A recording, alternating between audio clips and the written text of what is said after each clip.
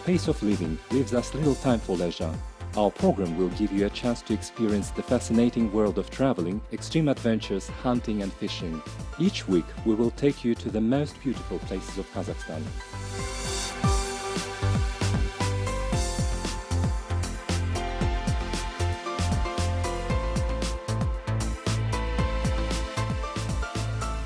Serious trophy hunters from all over the world know each other well enough, so they visit each other quite often.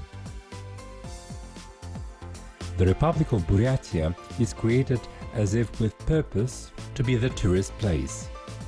The beauty of landscapes, solemn romanticism of real wild nature, unique wildlife, of course for all of us, for Kazakhstani people, it's an absolute exotics. Old Baikal, taiga and mountain tundra are similar to ours, but anyway absolutely different and unique in their own way too. Even though the Siberian stag is morale's close relative, but the way of hunting for it is completely different. In general, the foot passage upstream the river Lena was adventure for us.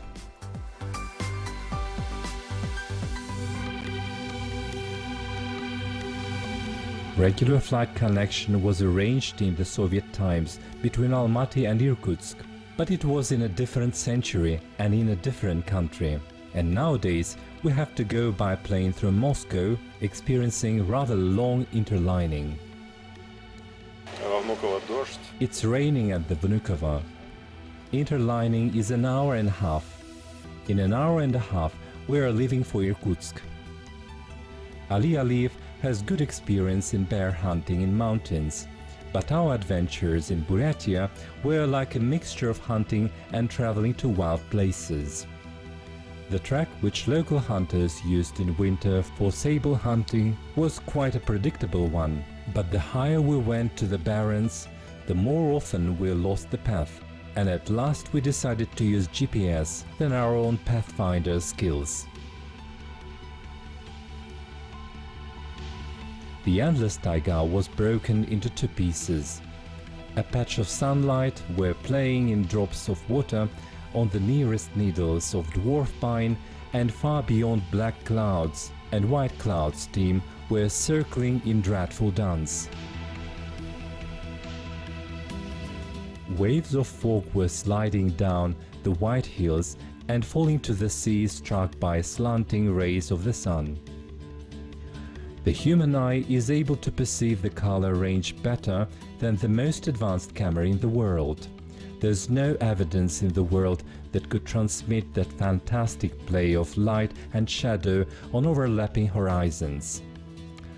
Our rifles claim their right for certain place in our trip, so we had to hide the camera and continue our climb to the bold mountain.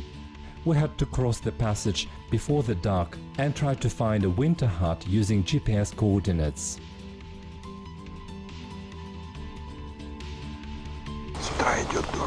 It has been raining since the morning. Now we will climb up the stream and start our climb onto the White Hill. Today we have to get up onto the top of the White Hill before dark. The fog, rain and even hail covered us at least 10 times during the climb. We decided to wait for some strong wave of storm to be over-hiding in the thicket of the Siberian dwarf pine, and we got awarded for such smart decision by a chance to take a close look at a couple of Siberian stags.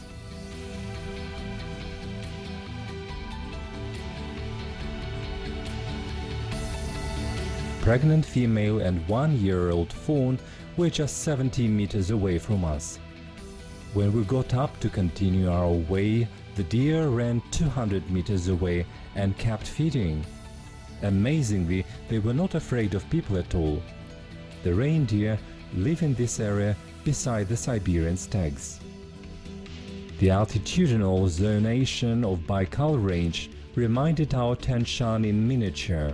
Down below same birch groves and aspen woods, along the river valleys, then softwood and hardwood taiga, higher and the alpine meadows, assemblage of rocks, and finally the tops with white snow caps. But when in our mountains, if you want to pass all altitudinal zones, you have to climb 3,000 to 4,000 meters. Here, the complete landscape diversity was compressed in 1,200 meters.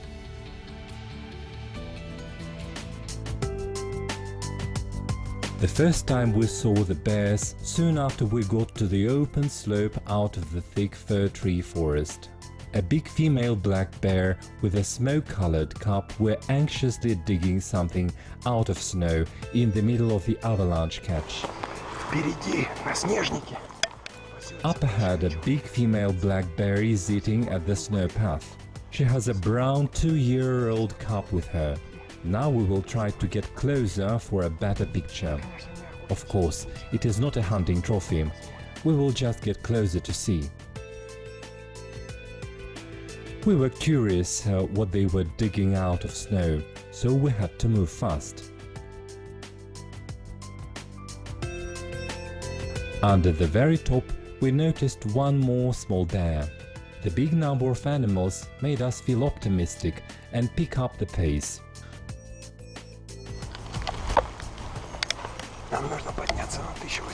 We have to get up to 1,800 meters. We found the winter hut when it was already dark. An old lopsided hut was hiding in the shadows of an old cedar forest. Of course, the winter hut is comfortable to stay in. It was really tiny, 2 by 2 meters, a rusted cast iron stove, a bed and a table made of a log. We were so tired and just boiled up a teapot and immediately fell down on the wooden bunks.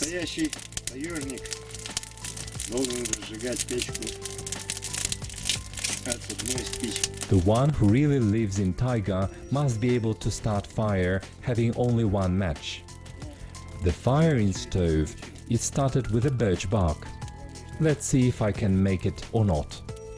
But you can already see that I made it.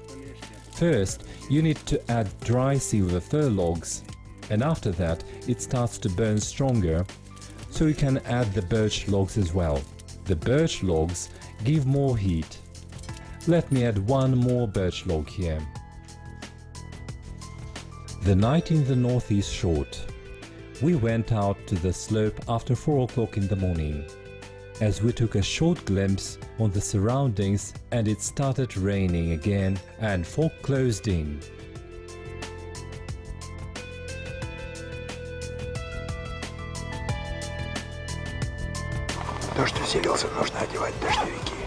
The rain got more intense. We need to put on our raincoats. It's good that modern raincoats can be put on without having to take off the shoes straight over the boots.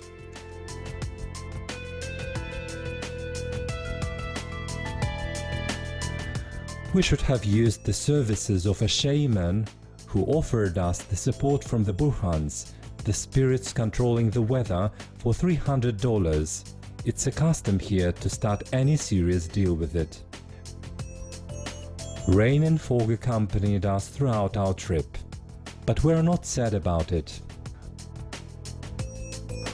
Though the spirits responsible for the number of bears were kind to us. We climbed up to the edge of a white mountain. You can't see anything. It's foggy. We have to wait for the fog to disappear.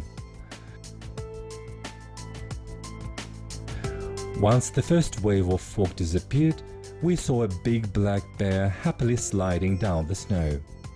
Sometimes it would stop and stick its face into snow, searching carefully for something. Perhaps the compressed snow was like a fridge, hiding lots of delicacies. It was a smart bear. It understood that we are tired of a long passage and unable to sneak upon it, so it decided to get closer to us. Ali was right in guessing the bear's trajectory. The bear got up on the slope right against him. It moved quite fast, so there was no time for thinking. The shot was sharp. The bear was huge.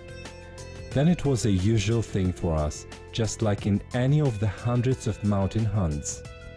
The remaining power of will was just enough to try ourselves as pack animals. We barely reached the hut carrying the heavy bear skin.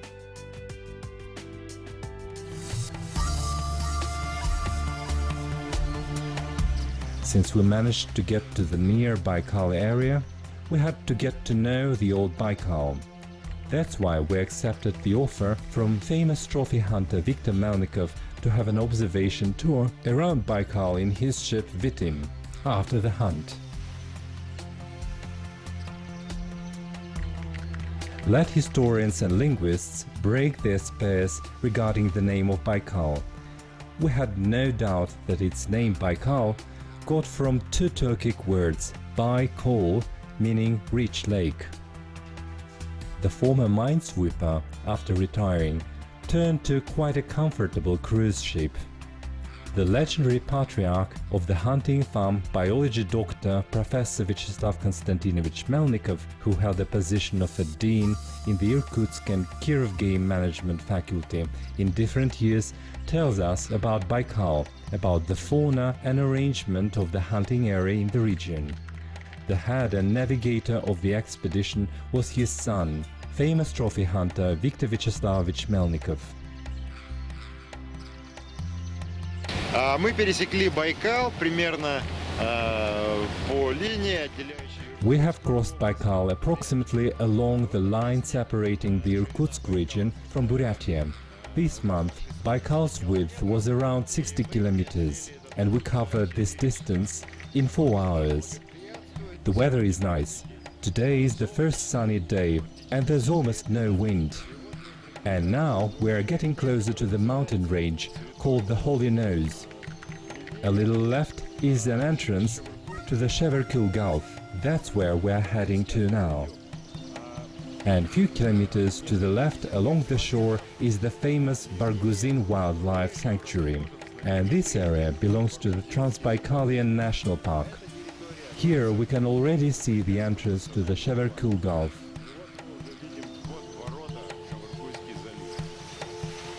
On its way, the Vitim enters the Ushkanu Islands archipelago. The largest rookery of Baikal-ranged seals is located here. Up to 2,000 seals gather at the rocky banks of the Dliny Island. В мире существует всего лишь 2 пресноводных вида тюленей. There are only 2 freshwater kinds of seals in the world, and one of them is the Baikal-ranged seal. For instance, the seals you can find in lakes Ladoga and Onega are simple sea seals that come to those fresh lakes only for a short time. While in Baikal, there is a special endemic type of seal that has existed here in Baikal freshwater ecosystem for millions of years. A long time ago, the distant ancestors of Baikal-ranged seals traveled up the Yenisei and Angara rivers and filled this ecosystem, very well adapted to it, and shifted to the freshwater kinds of food. And now their population is around 120,000 species. It's twice as much as 10 years ago.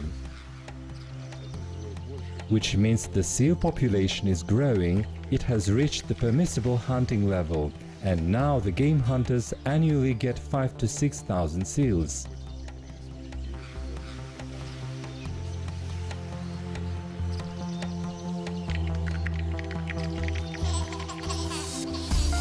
Baikal is not only the deepest lake in the world, but also the most ancient one. Its age is way over 25 million years.